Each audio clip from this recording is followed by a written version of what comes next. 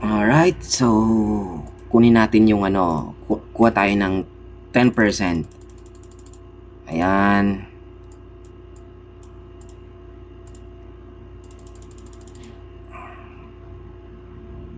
So marami pa tayong margins. Pag matakot, pindutin. Ayan.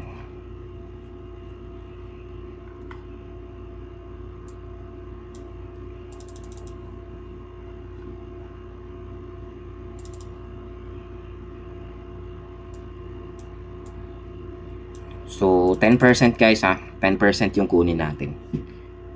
Mahirap ba? So naka 14% na ako ngayon.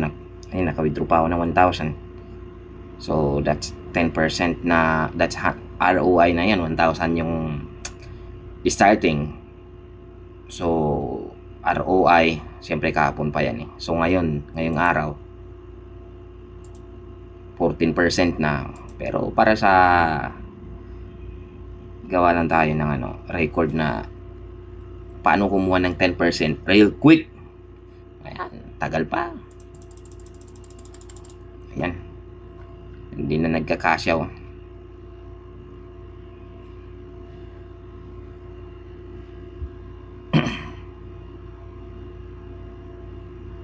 Alright, so matatapos ito bago mag 12:45 or 10 minutes from now.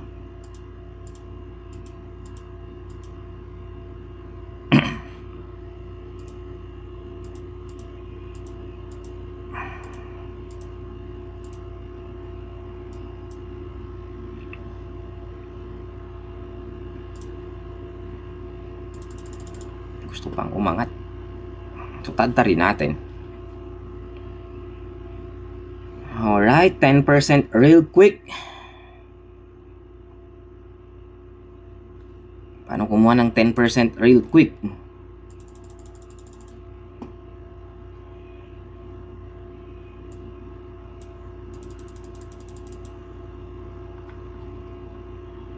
So guys, baka isipin nyo demo. Hindi po ito demo, live po tayo.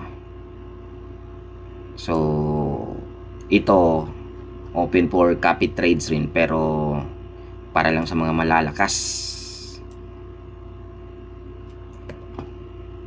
So ayan, magkano ba ang 10%? 10% is $100. So yun ang kunin natin.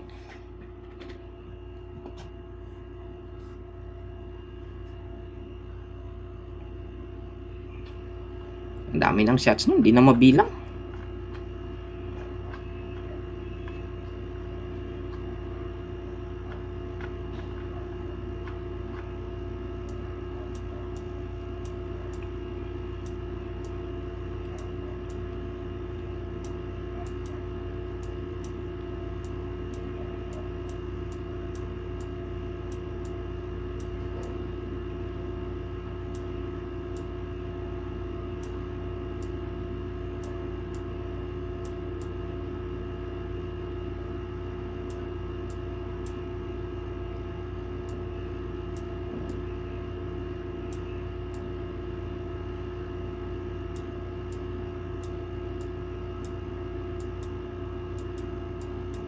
Ang dami. Real quick 10%. So partida weekend pa yan guys ha. Partida weekend pa, hindi pa ito gold. Wala pang gold eh. Sa every week this lang ang gold eh. Tangina 1%. 1% yung target. Tapos kinabukasan wala na. Sunog. Tapos kung ano nung strategy yung ginagamit. Keso ganito, keso ganyan. Eto, panoorin nyo, 10%. Walang ginagamit. Lakas ng loob. Pero huwag kayong maniwala guys. Isa akong profitable trader. Kaya wag na wag nyo itong gagayahin.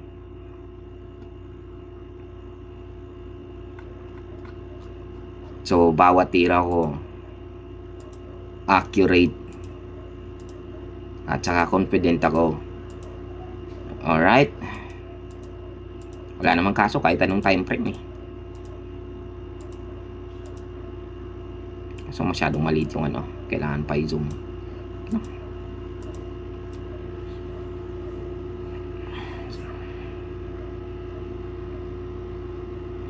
So ayan, medyo mabagal itong Bitcoin eh. So 2 minutes na lang.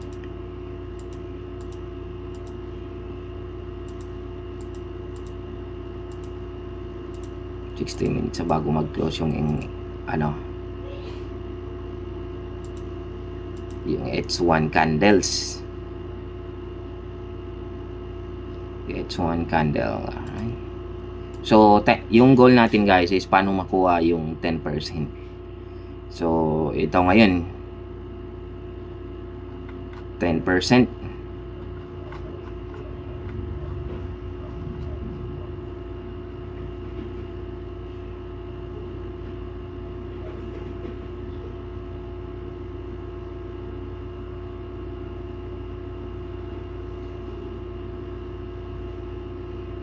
Last 1 minute.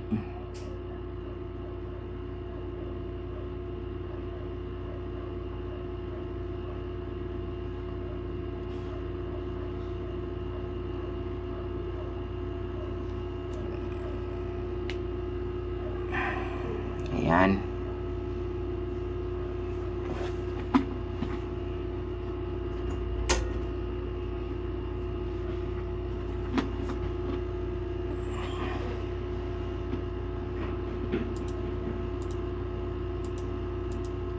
So, ganito lang guys yung galaw ng trading.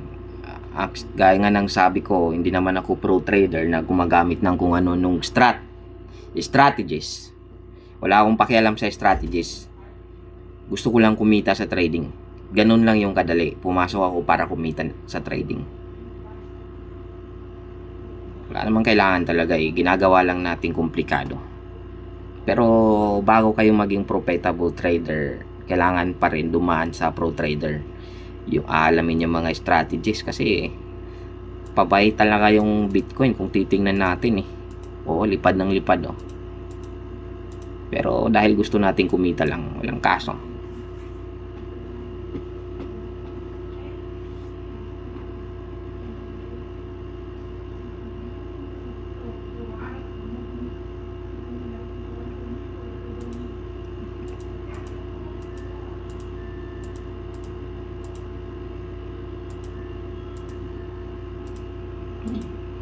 So ayan.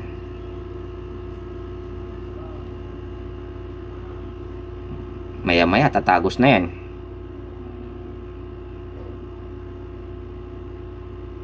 Ang cute naman ng mga candles oh.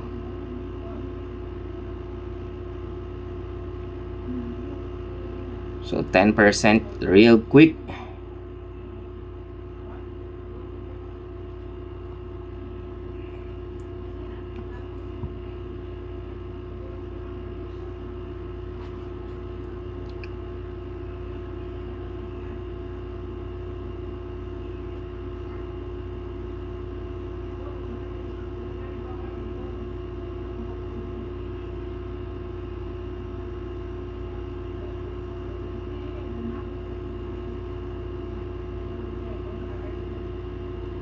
.5%, 1%.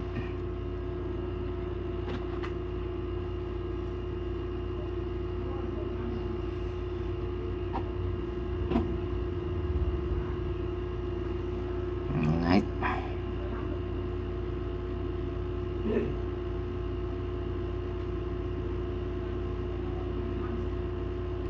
Maghintay muna tayo.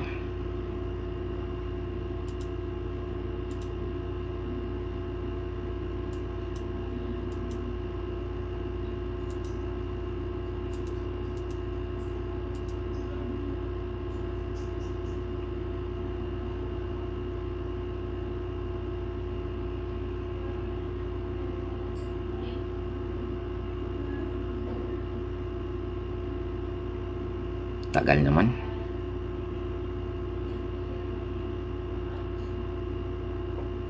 Ilang minutes rin yan no, na hindi gumagalaw.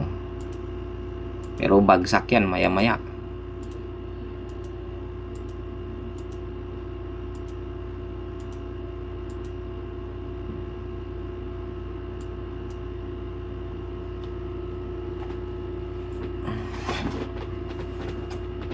Alright, so kaninang umaga guys, nagkota lang ako ng 14%. So kung mapapansin nyo, lahat ng record today is profits lahat ng yan. Ibig sabihin, paldo lahat. Wins, all fucking wins. Ayan.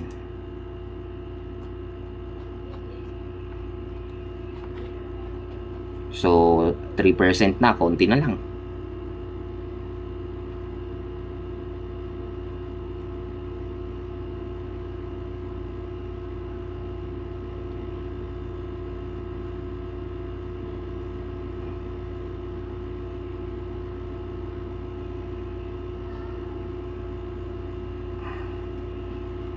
Kasi itong 1 to 2%, malaking profits na ito eh. Kaso may mga ano pa rin talaga na 1 to 3% nga yung target, pero kinabukasan wala na. Diba? Mahirap ba talaga? Pero okay lang yan eh. Hindi talaga madali maging isang profitable trader.